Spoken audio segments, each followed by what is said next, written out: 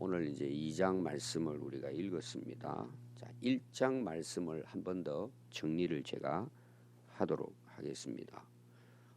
1장 내용은 바울이 고린도 교회에 소식을 듣습니다. 근데 그 소식이 좋은 소식이 아니고 서로 싸운다는 소식입니다. 그것도 네파로 나누어 가지고 서로 옳다고 주장을 하는 것입니다. 그래서 그 이후에 바울이 거기에 대한 하나의 그 문제 해결이라고 할까요? 두 가지를 이야기합니다. 하나님의 지혜와 세상의 지혜. 여기에 대한 이야기를 우리가 앞에 있는 내용에서 우리가 살펴봤습니다. 자, 하나님은 인간의 지혜로 알 수 있을까요? 바울은 모른다는 거예요. 인간의 철학이나 사상, 지식은 하나님을 알 수 없다. 이게 이제 앞에 나오는 세상 지혜입니다. 그럼 하나님을 알 수 없다는 말은 다른 말로 말하면 예수님을 믿을 수 없다. 세상 지혜를 가지고 철학을 가지고는. 그럼 우리가 세상의 지혜가 넘쳐나는데 오늘날 우리 학문이 옛날에 비하면 굉장히 뛰어나잖아요. 또 과학도 많이 발달이 돼가지고 저 달까지 갔다 오잖아요. 또 지금 뭐 상상할 수 없을 정도로 4차 산업해서 지금 가상현실 세상이 지금 돼가고 있단 말이에요. 이렇게 많이 우리 지식이 이제 넘쳐나죠. 그걸 가지고 하나님을 알 수 있느냐는 거예요. 바울은 이게 2000년 전 이야기입니다. 알 수 있을까요? 없다는 내용이에요. 사람의 지혜로는 아무리 뛰어나도. 그 다음에 또 하나는 하나님의 지혜예요. 하나님의 지혜로만 하나님을 알 수 있다. 그럼 하나님을 안다는 것은 예수님을 믿을 수 있다는 내용이에요. 그걸 앞에서 사람의 지혜, 하나님의 지혜에 대해서 그걸 구분해서 이제 바울이 설명한 내용입니다. 그럼 하나님의 구원받은 하나님의 지혜로 부르심을 받은 자들은 뭘 가지고 있을까? 하나님의 지혜로 깨닫고 믿게 됐는데 부름받아 구원받은 사람들은 그거는 예수님의 십자가의 도를 믿게 됨으로 구원을 받게 된다. 이제 그렇게 구분을 해서 설명을 합니다. 그러면서 하는 말이 고린도 교회를 봐라. 고린도 지역은 헬라 문화니까 철학이 넘쳐납니다. 또 주변에 많은 그 무역 상인들이 들어오니까 돈이 많습니다. 그런데 그게 결과적으로는 뭐예요? 타락하는 거예요. 거기에 바울이 가서 복음을 전해서 고린도 교회가 세워지죠. 그럼 너희들 하나님의 부름을 받고 너희들이 구원을 받았는데 너희 중에 똑똑한 사람 많으냐? 한번 헤아려 보라는 거예요. 세상적인 지혜를 가지고 예수 믿고 구원받은 사람이 얼마나 여기 되는지 보라는 거예요. 없다는 거예요. 근데 없는 건 아니고 세상적으로 지혜가 있고 능력 있고 유력한 사람은 몇 안 된다는 거예요. 그들은 뭐예요? 그걸 통해서 믿은 게 아니고 와서 보니까 십자가의 도가 하나님이 우리를 구원하기 위한 지혜구나. 내가 가지고 있는 지혜가 별 볼 일 없었구나.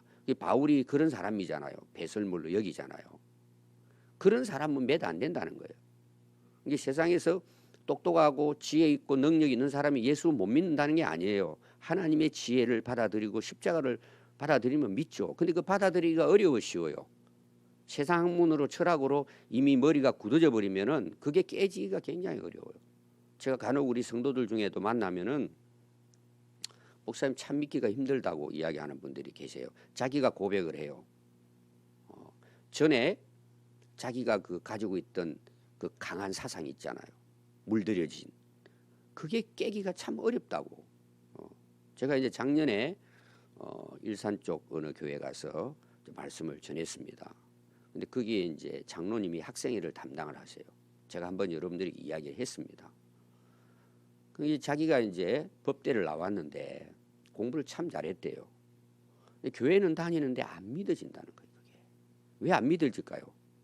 말씀을 들으면 머리에서 벌써 아니라고 딱 여기에서 불이 온다는 거죠. 자기는 믿고 싶은데 그 자기 어떤 그 많이 그 지식을 쌓았던 그것이 그냥 말씀이 들어오면은 거기에서 전부 다 뭐예요? 걸러져 버린다는 거예요. 너무 힘들다는 거예요. 근데 자기 아내는 참 쉽게 말하면 오늘로 착하대요.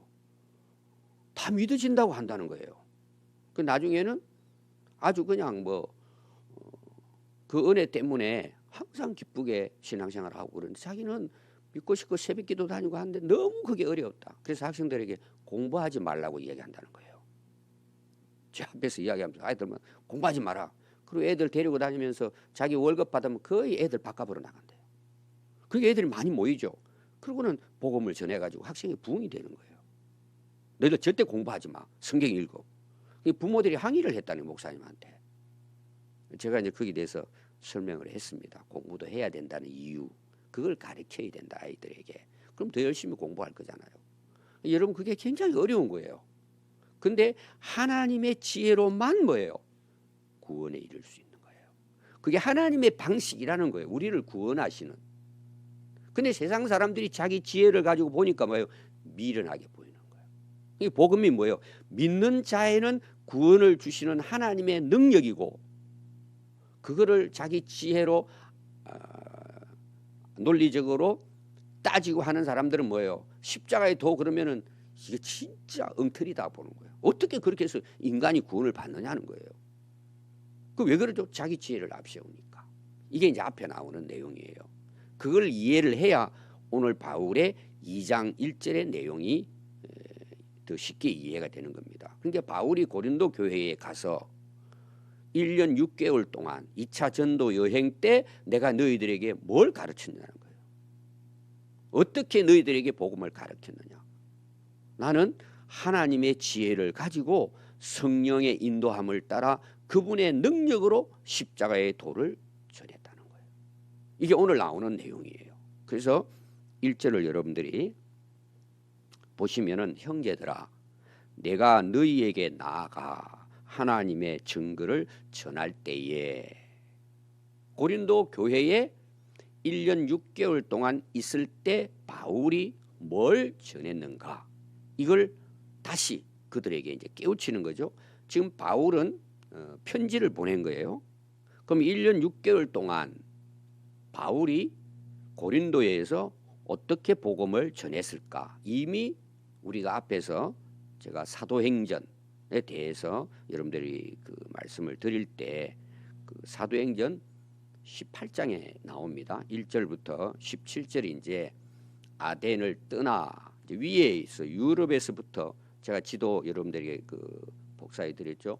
유럽으로부터 해가지고 내려오면서 아테네를 먼저 들어옵니다. 로마, 그리스, 아테네에서 거기에 이제 에피크로스, 스토학파 철학자들 만나가지고 바울도 뛰어난 철학자거든요. 율법 학자고 그들 만나가지고는 뭐 그들 못지않게 바울은 아주 능력 있는 자입니다.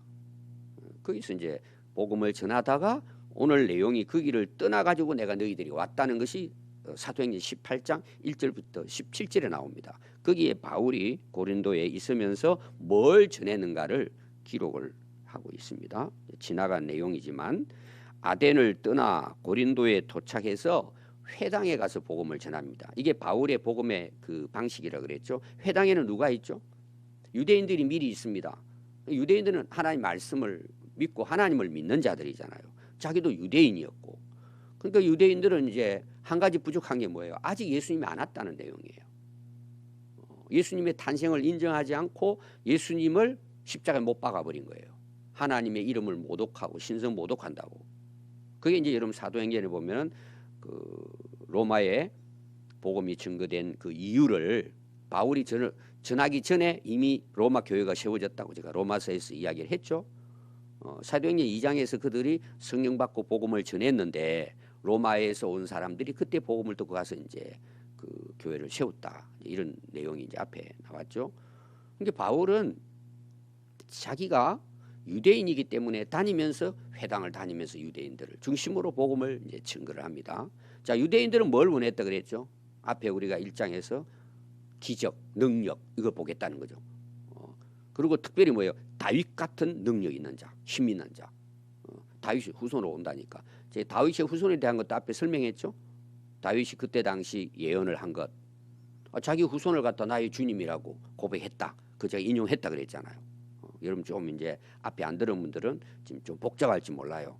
바울이 지금 고린도에 가가지고 전했던 그 내용을 제가 이야기를 하는 거예요. 그리고 하기 전에 뭐예요? 아테네에서 복음을 전했는데 철학자들하고. 근데 그때는 별로 크게 이제 성과가 없었어요. 그래서 아덴을 출발해서 사도행전 18장 1절부터 보면은 고린도로 와서 거기에서 그러면 바울이 뭘 어떻게 지냈는가. 지금 고린도 교회에 대한 이야기니까 개척할 초기에 내가 너희들이 가가지고 어떻게 복음을 전했느냐. 이걸 지금 2장에서 간단하게 이제 설명을 합니다. 그래서 제가 그 18장 1절에서 17절 내용을 이야기합니다. 근데 그 유대인들에게만 복음을 전했을까? 자, 유대인 해당에는 오늘 우리로 말하면은 유대인들이 이제 그 흩어진 유대인들을 디아스포라라 그래요. 가서 회당을 세우고 오늘 우리 뭐 교회를 개척한 거예요. 자기들끼리. 오늘 말하면 한국인들이 갔는데 한국 교회가 세워진 거예요. 미국에 예를 들면은 또 뭐 중국, 인도 이런 데 가면 자기들끼리 모이잖아요. 유대인들은 또 자기들끼리 모이니까. 그러면 유대인들이 회당을 세워놓고 뭘 했을까요? 자기들끼리만 모였을까요? 아니면은 그 헬라 문화 속에 살아가는 그 우상을 숭배하는 사람들도 전도했을까요? 전도하죠. 유대인들이 전도하죠. 우리처럼 이렇게 안 하지만. 그 안에는 누구도 들어가 있느냐? 헬라인도 있는 거예요. 본토인들이 있단 말이에요. 그 헬라인들은 뭘 구했다 그랬죠? 철학을 구하잖아요. 지혜를 구하고. 앞에 이제 나왔습니다. 거기에 바울이 복음을 전한 거예요. 그래서 회당에 들어가서 유대인뿐만 아니라 헬라인들에게도 복음을 전했다는 내용이 이제 사도행전 17장에 나오고 있습니다. 그 분위기를 여러분들이 이제 알아야 하나님의 지혜에 대한 걸 이해할 수가 있습니다. 그래서 거기 가서 이제 복음을 전합니다. 뭘 전했느냐라고 거기에 기록이 돼 있어요. 사도행전 17장에 집에 가서 한번 읽으시면 됩니다. 하나님의 말씀에 붙잡혔대요. 이 굉장히 중요한 말이에요. 바울이 가서 1년 6개월 동안 회당에 들어가서 복음을 전하는데 하나님 말씀에 붙잡혔대요. 굉장히 중요한 내용이에요. 그러니까 바울은 자기가 복음을 전하는 이런 선교사로 뛰게 된 것은 뭐예요? 하나님 말씀에 붙들렸다는 거예요. 그걸 오늘 우리 좀 쉽게 표현하면 뭐냐? 바울이 예수님의 부활을 경험하잖아요. 예수님 만나가지고.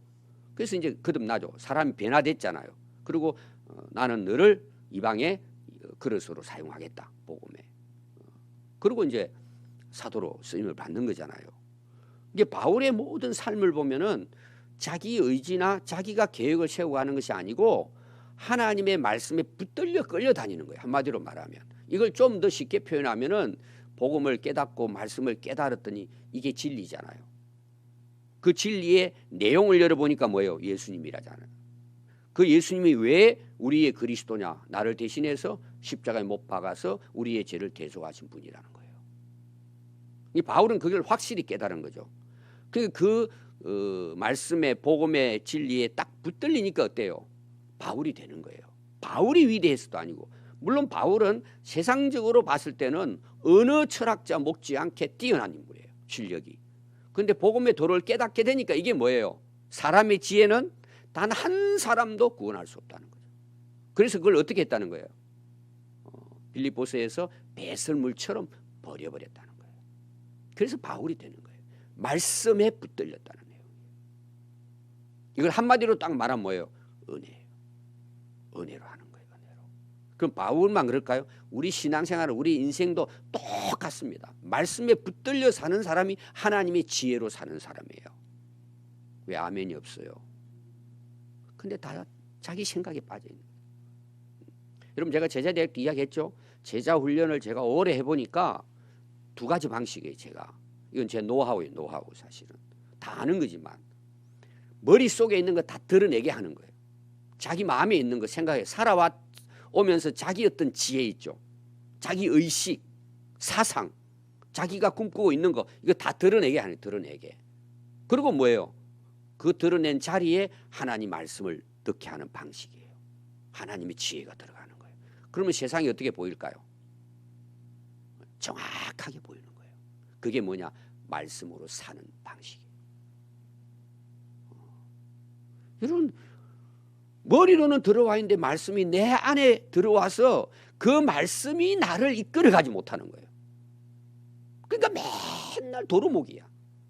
은혜 받았다 그러는데 한 주간 지나서 보면 이상해져 있고, 부흥회 때 은혜 받았다 그러는데 한 달도 지나가지 못해.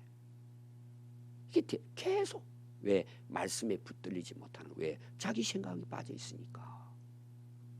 자기 생각이 항상 앞서가니까. 여러분 그거 쉽게 생각하면 돼요. 어제가 주일이잖아요. 우리 집사들도 아는 사람 많아요. 자기 의지로 올 수 없는 사람이 있겠죠. 좀 은혜 받았다 그러면 열심히 나오고 새벽기도 나오다가 세상 좀 잘 된다 그러면 뭐 쳐다보이지도 않아. 왜 그러죠? 자기 생각 가지고 신앙생활 하는 거예요. 말씀에 붙들리지 않는 거예요. 제가 이제 왔다 갔다 하는 사람 몇 주 전에 제가 이야기했어요. 성가대 하는데 목숨을 걸어라 그랬어요. 이제 웃으면서 하는 말인데 그 말이 뭔 말이에요? 목숨 걸고, 아니 1년에 한 번 성가대 한다고 써냈으면은 1년은 채워야지. 들락날락 들락날락. 이걸 왜 그렇게 해요? 전부 다 자기 생각 가지고 하는 거예요. 인간의 지혜와 지식을 가지고 신앙생활 하는 거예요. 여러분 그게 구원에 이르게 할 수 있을까요? 어렵다는 거예요. 여러분. 저는 개인적으로 항상 그래요. 하나님은 다 우리가 구원받기를 원하세요. 한 영혼이라도 더 구원하시기 위해서 종말이 지체되는 거예요. 어떻게 보면 나를 구원하기 위해서. 회개하고 돌아오도록. 근데 이게 굉장히 어려운 거예요. 여러분. 쉽지 않아요. 말씀에 붙들려 산다는 것은 쉽지 않아요. 그래 그 해서 복음을 전했단 말이에요. 그러니까 바울이 자기 지식과 사상으로 전해서요, 말씀에 붙들려서 전했다는 거예요. 하나님 말씀에 붙들려 전했는데 그 내용이 뭐라는 거예요? 십자가의 도라는 거예요. 그 말씀을 창세기부터 쭉 읽어보니까 하나님이 인간을 구원하는 지혜를 보니까 그 말씀 안에 들어있는 것이 예수님이 그리스도이시라는 거예요. 오늘 여러분들에게 제가 이걸 확실하게 전해드리고 싶은 거예요. 다른 거 믿으면 안 된단 말이에요. 그러면 그 말씀에 붙잡혀서 뭘 전했다고 이야기하느냐? 예수는 그리스도라 밝히 증언했다는, 확실하게 증언했다는. 그게 고린도 교회를 개척하기 전에 회당에서 이렇게 내가 너희들에게 복음을 전했는데 지금 시간이 지나고 난 다음에 어떻게 됐다는 거예요? 사람의 지혜가 들어와 가지고 네 파로 나누어 가지고 교회가 분쟁하고 있다는 거예요. 그래서 여러분 결과가 뭔 줄 아세요? 그렇게 너희들에게 내가 복음을 전해서 교회가 세워졌는데 수많은 고린도인들이 그 복음을 듣고 믿어 세례를 받아서 고린도 교회가 세워지지 않았다는 거예요. 이게 여러분 바울이 지금 고백하는 것은 엄청난 고백이에요. 그렇게 1년 6개월 동안 머물며 하나님의 말씀을 가르치니라 그랬어요. 그래서 오늘 여러분들이 그 사도행전에 나오는 고린도 교회의 복음을 그렇게 너희들에게 전할 때 내가 어떻게 전했는지 보라는 거예요. 그때 당시. 자, 뭘로 전했다고요? 말과 지혜의 아름다운 것으로 전했어요? 내가 그렇게 전하지 않았다는 거예요. 이건 오늘날 여러분 우리 목회자, 설교자에게는 굉장히 중요한 내용이에요. 사실은. 여러분도 마찬가지예요. 그 여러분들이요. 공부를 해도 성경을 읽고 듣고 성경 공부를 하고 설교를 들어도 여러분들이 여러분 스스로 기준을 가지고 들을 수 있어야 돼요. 그 여러분들이 성경에 붙들리면 파악이 다 돼요. 말과 아름다운 지혜로 하느냐, 하나님 말씀에 붙들려 가지고 이제 뒤에는 성령의 인도함에 나옵니다. 해서 이 복음이 정말 예수님이 그리스도인 것에 대해서 확실하게 증언하고 있는 거라는 거예요. 굉장히 중요한 내용입니다. 저는 제 개인적으로요 설교를 하면서 한 번씩 예화도 쓰고 또 자기의 간정도 들어가고 또 어떤 경우에는 유머도 한 번씩 들어간다. 저는 그걸 나쁘다고는 보지 않아요. 근데 문제가 뭐냐? 웃고 즐기고 끝나는 거예요. 설교가. 이 말씀은 남지 않고 그 웃긴 것만 가서 생각이 나는 거예요. 한국 교회 망치는 행위예요. 이단은 아니지만 사입이나 비슷하고 저는 봐요. 여러분 그게 영혼을 살릴까요? 물론 우선 기쁨은 줄 수 있어요. 사람이 모일 수도 있어요. 여러분 그거 가지고 사람이 구원받고 변화될까요? 그냥 웃기고 즐기는 거예요. 바울은 여러분 대단한 학자입니다. 근데 이러잖아요. 난 아름다운 말로 지혜로운 말로 난 안 전했다. 너희들 그때 전할 때 나 봐라. 여러분 제가 오늘 그 이야기한 사도행전 18장의 그 내용 가서 읽어보면 지금 제 이야기가 이해가 될 거예요. 그걸 바탕으로 해서 내가 지금 너희들에게 문제 있는 교회에 내가 말과 지혜로운 아름다운 것을 하지 않았느냐는 거예요. 그러면서 2절에 나옵니다. 그럼 뭘 전했다는 거예요? 바울은 내가 너희 중에서 이제 앞에 1년 6개월 동안 가르칠 때 예수 그리스도와 예수님이 누구냐는 거예요. 또 뭐죠? 그 예수님이 십자가에 못 박히신 것 외에는 나는 아무것도 알지 아니하기로 작정을 했다는 거예요. 이 작정이라는 말은 그냥 마음이 결심했다 차원이 아니고 자기는 학자잖아요. 율법의 박사예요.